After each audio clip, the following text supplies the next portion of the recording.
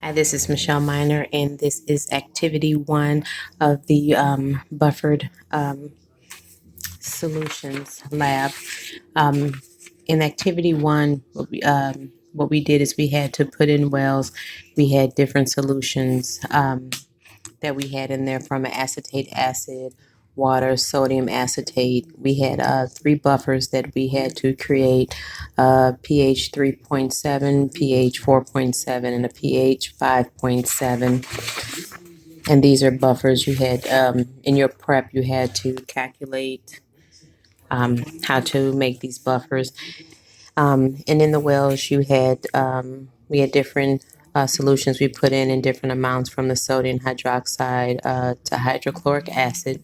I actually did not record myself doing it. I have several pictures taking it, and I have it dated as well to show that I did it. I just put a small video just to show, and then I will send individual pictures, but I will put this together real quick to show you.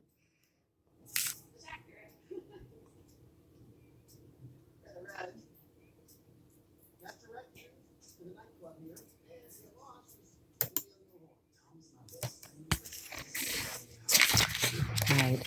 And then in this, what I ended up with, for the most part, on table one, just as a baseline, I had, for the initial color, for the acetate, I had a red with a pH of 4.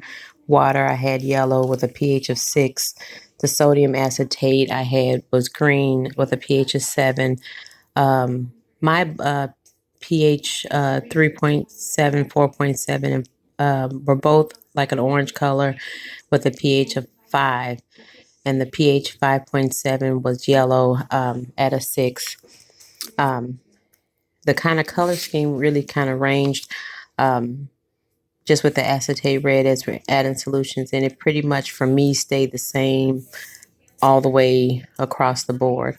The water started also changing more consistently. I mean, it drastically went from yellow to purple, which was a pH of 10. And then, so as the sodium acetate as well. My pH buffers almost pretty much stayed consistent. They didn't have too much of a change. And I see if I can pull up a completed picture.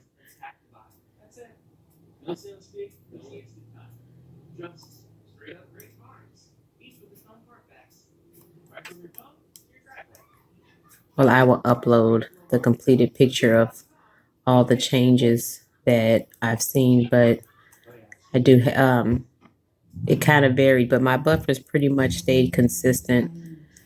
Not sure if my calculations were off, but they pretty much stayed consistent for the pH levels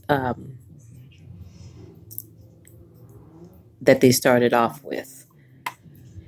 So moving on to activity two.